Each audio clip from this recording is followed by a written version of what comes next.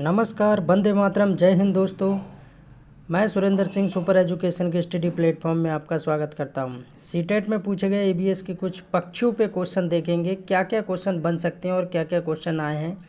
फ़िलहाल तो इसमें काफ़ी क्वेश्चन पूछे गए हैं, वो भी मैंने यहाँ रखे हैं और कुछ पूछे जा सकते हैं। ऑफलाइन एग्ज़ाम है 20 अगस्त को। चलिए देख लेते हैं। एक पक्षी जैसा जिसकी दुम पर पैसा और सिर से दुम तक दिखे नीला ही नीला। ये एक लाइन दे दी गई थी, ऑनलाइन एग्जाम में पूछा गया था ऐसा कौन सा पक्षी है। तो कौन सा पक्षी है? मोर। नीला कौन सा पक्षी दिखता है? तो मोर दिखता है। तो मोर के बारे में बताया गया है। बसंत गौरी के बारे में, ये अपना घोंसला कहाँ बनाती है? पेड़ के तने में गहरा छेद करके। कहाँ पर? पेड़ के तने में गहरा छेद करके ये उसमें अंडे रखती है बसंत गौरी। कठफोड़वा के बारे में भी, ये भी बसंत गौरी की तरह पेड़ के तने में घोंसला बनाता है कठफोड़वा।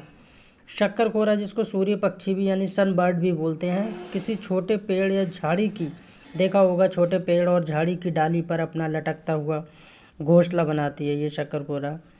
चील, बाज और गिद्ध से भी क्वेश्चन आता है। चील, बाज और गिद्ध हमसे यानी मनुष्य से 4 गुना अधिक दूर तक देख सकते हैं। कितना? 4 गुना। क्वेश्चन में पूछा गया कि कौन से ऐसे पक्षी हैं जो 4 गुना ज़्यादा देख सकते हैं। तो चील, बाज और गिद्ध ये 4 गुना अधिक तक देख सकते हैं। गिद्ध क्या है? ये मरे हुए जानवरों को, प्रकृति का सफाई करता किसको कहा जाता है? ये क्वेश्चन पूछा गया था, तो गिद्ध को ही कहा जाता है प्रकृति का सफाई करता। गिद्ध मरे हुए जानवरों को खाकर जगह साफ कर देता है और आकाश में अधिक ऊंचाई तक उड़ता है।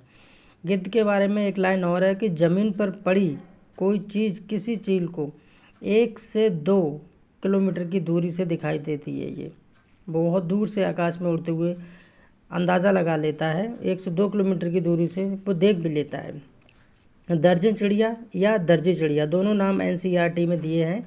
दर्जन चिड़िया अपनी नुकीली चोंच से पत्तों को सी लेती है। अपनी जो उसकी चोंच होती है वो नुकीली होती है और उसी नुकीली चोंच से वो उसको सी लेती है और उनमें एक थैली सी बना लेती है। क्या बना लेती है? थैली सी बना लेती है और उसमें अंडे देती है। ये दर्जन चिड़िया के बारे में है। बीवर पक्षी के बारे में पूछा जाता है। बीवर पक्षी, नर पक्षी बीवर होते हैं, वे अपने घोंसले बनाते हैं और मादा बीवर उन सभी घोंसलों को देखती है। अब होता क्या है, जो बीवर पक्षी होते हैं उसमें नर पक्षी अपना घोंसला अलग बनाते हैं और जो मादा होती हैं वो अपना अलग बनाते हैं। तो जो बीवर पक्षी होते हैं वो उनको नर पक्षियों के घोंसलों को देखते हैं, उन सभी घोंसलों को देखती है। फिर उनमें से जो घोंसला उन्हें सबसे ज़्यादा पसंद आता है, अच्छा लगता है, उसमें वो अंडा दे देती हैं। ये डिसाइड करती हैं, ये उनके ऊपर डिसाइड करने पे छोड़ दिया जाता है कि उनको जो नर बीवर पक्षी है उनका कौन सा घोंसला अच्छा लगता है। फाख्ता के बारे में देख लेते हैं। कांटों के बीच अपना पूछा गया है कि कांटों के बीच कौन सा पक्षी अपना घोंसला बनाता है? तो फाख्ता बनाती है। कैक्टस या मेहंदी की मेड़ में, ये भी पूछा गया है कि मेहंदी की मेड़ में अपना घोंसला कौन सा पक्षी बनाता है? तो फाख्ता बनाती है। उल्लू के बारे में पूछा गया है कि ऐसा कौन सा पक्षी है जो 360 डिग्री तक अपनी गर्दन घुमा सकता है? तो उल्लू है। 360 का मतलब किसी भी दिशा में अपनी गर्दन को रोटेट कर सकता है, 360 डिग्री तक घुमा सकता है और इसकी आंखें मानव की तरह सामने होती हैं। पिछली बार ही पूछा गया था किस पक्षी की आंखें मानव की तरह सामने होती हैं? तो उल्लू की होती हैं। चलिए मैना के बारे में देख लेते हैं। मैना से क्या क्या क्वेश्चन बन सकता है। मैना झटके से अपनी गर्दन आगे पीछे करती है। मैना के बारे में है ये। मैना झटके से अपनी गर्दन आगे पीछे करती है। कलचिड़ी, इंडियन रॉबिन्स बोलते हैं, ये पत्थरों के बीच अपना घोंसला बनाती है और इसके घोंसले में पौधे की नाजुक टहनी, जड़ें, ऊन, बाल, रुई सब बिछा रहता है और ये छोटे छोटे कीड़े खा लेती है और इसकी चोंच अंदर से लाल होती है। ये पूछा गया है, जो कलचड़ी होती है, इंडियन रॉबिन्स पक्षी है, इसकी चोंच कैसी होती है? तो रेड कलर की होती है, लाल होती है और ये अपना घोंसला कहाँ बनाती है? पत्थरों के बीच अपना घोंसला बनाती है। और क्या क्या उस घोंसले में रखती है? नाजुक टहनी रखती है, जड़ें रखती है, ऊन रखती है और जो बाल होते हैं, रुई, ये सब उसमें बिछा के रखती है। इस तरह से कलचड़ी यानी इंडियन रॉबिन्स अपना घोंसला बनाती है। कौवा यानी क्रो, क्रो के बारे में क्या है?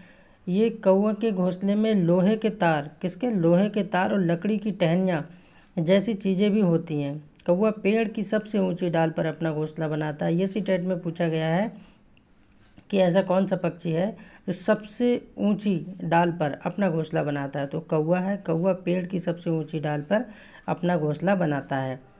कोयल अपना घोंसला नहीं बनाती है, ये बात भूलना नहीं है, बिल्कुल याद रखना है कि ऐसा कौन सा पक्षी है जो अपना घोंसला नहीं बनाती है, बनाता है। तो कोयल अपना घोंसला नहीं बनाती है और कोयल ही कौवे के घोंसले में अपना अंडा देती है।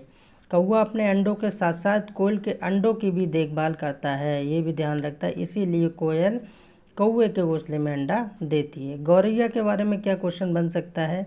ये अलमारी के ऊपर, यानी घर की बात कर रहा है गौरैया, ये अलमारी के ऊपर आईने के पीछे जो शीशा लगा होता है अपना घोंसला बनाती है। और ये सब पक्षी है, ये वह पक्षी है जो दिल्ली में समान रूप से पहले दिखाई देता था, लेकिन अब दिखाई नहीं दे रहा है।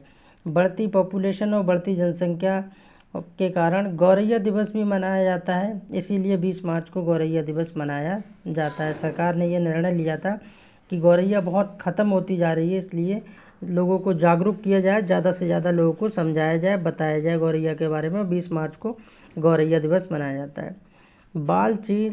बाज और चील, गिद्ध जैसे मांसाहारी पक्षियों की चोंच छोटी और हुक की तरह होती है। क्वेश्चन में पूछा जाता है कि क्वेश्चन दे देगा कि इनमें से किस पक्षी की चोंच हुक की तरह होती है। तो आपको याद रखना है बाज, चील, गिद्ध ये मांसाहारी हैं तीनों, हुक की तरह इनकी चोंच होती है। तोते की चोंच घुमावदार होती है जो फल कुतरने के काम आती है। कबूतर गौरैया की चोंच छोटी, चौड़ी और मजबूत भी होती है। मछली पकड़ने वाली चिड़ियों जैसे सारस मछली पकड़ता है, बगुला आदि की चोंच लंबी और पतली सुई जैसी होती है। एक क्वेश्चन मैंने अलग से डाला है, इसमें आया हुआ क्वेश्चन है नर्मदा बचाओ आंदोलन, ये किस वर्ष, इससे पूछा जाता है कि नर्मदा बचाओ आंदोलन किस वर्ष चालू हुआ था? 1985, 1985 में। स्थान की बात की जाए तो ऑप्शन में गुजरात, MP, महाराष्ट्र में से कुछ मिले, कुछ टिक कर सकते हो। नेता या नेतृत्वकर्ता में मेधा पाटेकर जी हैं, इनके द्वारा ये आंदोलन चलाया गया था। Thanks for watching, please subscribe my channel.